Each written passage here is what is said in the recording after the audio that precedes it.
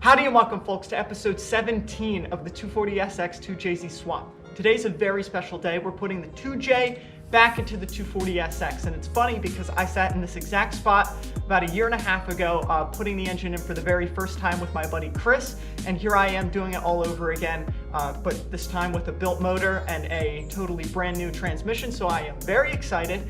I'm a little nervous because the transmission is a lot longer and beefier than the old R154 that we had in here, so I'm not really expecting the engine to go in too smoothly. I think we're gonna have to do a lot more massaging to get it where we want it to go. But we'll cross those bridges when we get there. So the first step is just getting this thing up in the air into the car, and we're gonna put it in just like I did the first time. I don't know if you guys were here for the first time I did it, but you just come in at a really steep angle using this load leveler. I don't know if you can see it, but it's up there, and we're gonna have the engine be really kind of tilted, and we'll just try to get it in. So that's how we're gonna try to do it, and let's see if it works.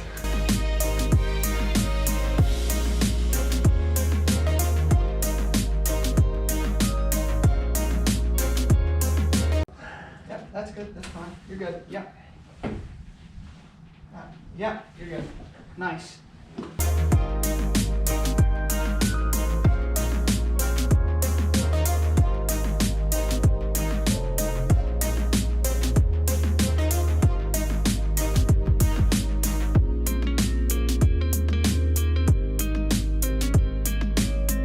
Struggling just a little bit to get the angle right. If I can show you here our conundrum, the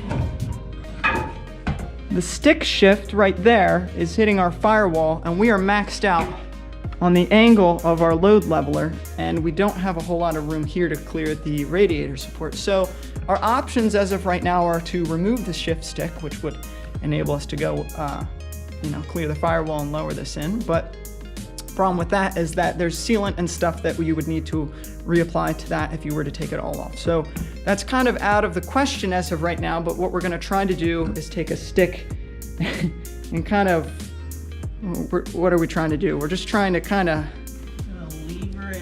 lever it, yeah, apply some leverage, get it to try to angle down as much as possible to have the shift stick clear the firewall.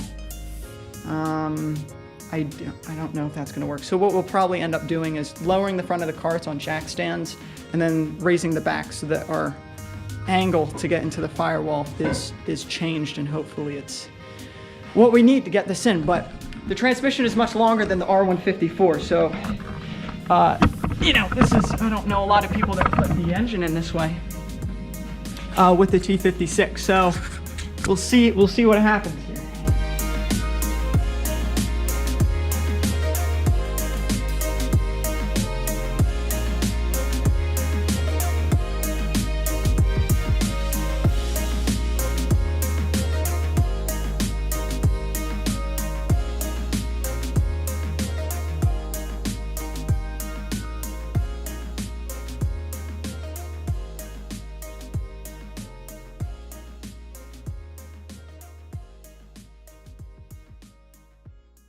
So at this point, somehow we just kind of finagled the car and the load leveler and the cherry picker and everything so that we could kind of clear all of the things we need to clear. So the biggest problem was clearing, if you can see it, was the steering rack down there and those hard lines that run there, because the bell housing kind of sticks down. So that was a little difficult. And then also getting the shift stick to clear the firewall, that was also very difficult. But this man had the idea to jack up the back of the car so our angle of kind of attack was changed. So we've got it kind of situated at this point. We're just using, we're making the load leveler so we get the engine kind of straightened out, and then we're gonna eventually kind of just shimmy it into where it needs to be. So that's the goal right now. We'll see how it goes.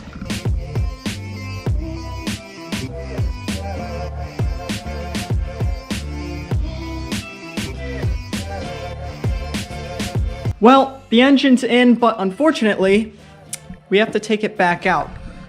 I'm not happy about that, but the problem is that the transmission tunnel is too small in the S13 to fit the T56. It's a pretty beefy transmission. So I thought I had hammered out enough of the transmission tunnel to accommodate for the larger size transmission, but apparently I did not, because we can't get the transmission jack totally up so that it is level. It's hitting against the top of the transmission tunnel or the sides or something. So we're gonna pull the engine, I'm gonna hammer it out. I take a lot more time whacking it, and then we'll pop the engine back in.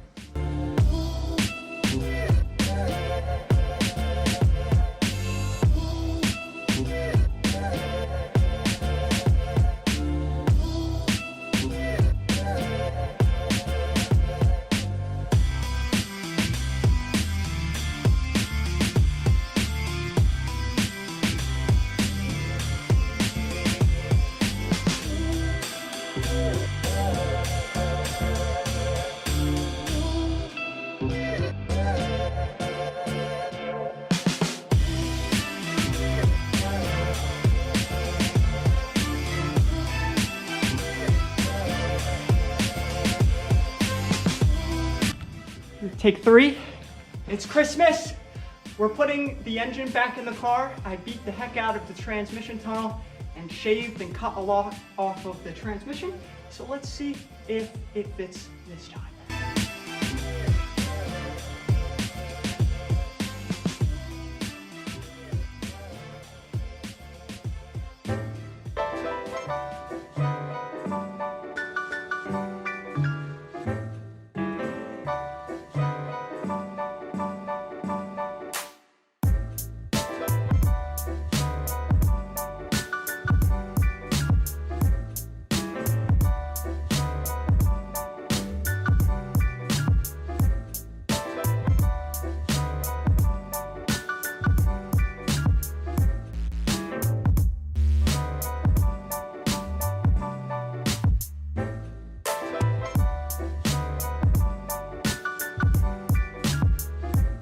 All right, the engine is in for the second time, and this time, luckily, everything fit up just fine. The transmission was able to go where it needed to go because I banged out enough on the transmission tunnel. You can see that it's nice and straight and level, and it looks very, very good in the car there. The shift stick, or the shifter comes up right where it needs to in the car there. And if you guys just wanted to see, the engine is sitting pretty far back. And please excuse the dirt. I've been rolling around on the garage floor for the past hour getting the cross member all modified and mounted up, and that is also good to go. It just required a little bit of cutting, a little bit of grinding, and we got that all mounted up.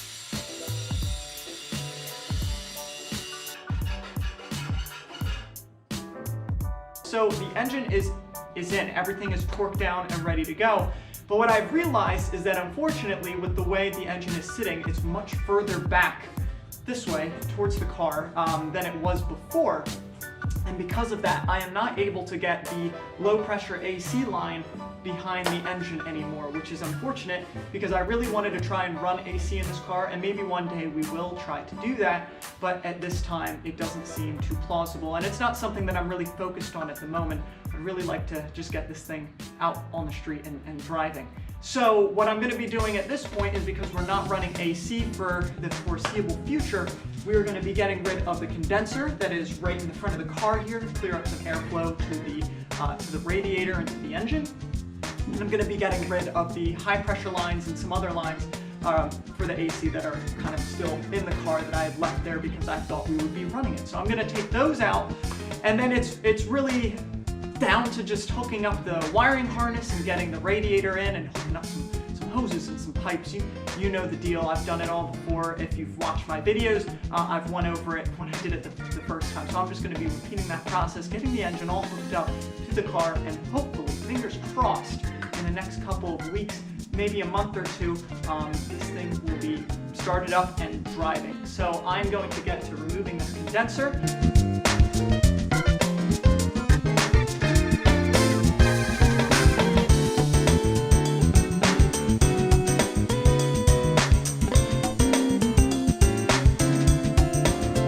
So it's been about a week and a half since we got the engine in, and it has been taking a while for me to put out this video because I've ran into a number of problems after the engine was installed. The main one being that I went to hook up the wiring to the starter, and the stud on the starter, which is where the constant 12-volt line goes to, that snapped on me. So I had to kind of halfway removed the engine so I could get the starter back out, and I was waiting on a new one, and we're still kind of in limbo on getting the new starter and getting stuff together. So it has kind of been problematic after the engine went in, because I've had to kind of take it back out a little bit. Sorry, it's a little windy out here. I hope you can hear me. But anyway, just so you know, the engine is in. I'm just going to pop the new starter in when it gets here. So I hope that goes in nice and easy. It is very cold. So just to wrap things up, next video I put out is just going to be me connecting hoses and getting plumbing done for all the coolant and wiring stuff up and cleaning up the interior a little bit. So that'll be the next video, and then the one after that is going to be finally starting the car, and then the one after that should be it driving for the first time. So hopefully all that happens within the next 2 months, maybe 3 months if it goes longer than expected. But anyway, that is what the plan is, and I hope you guys will stick around to watch it all happen. So thanks again for tuning in, and I'll catch you in the next one.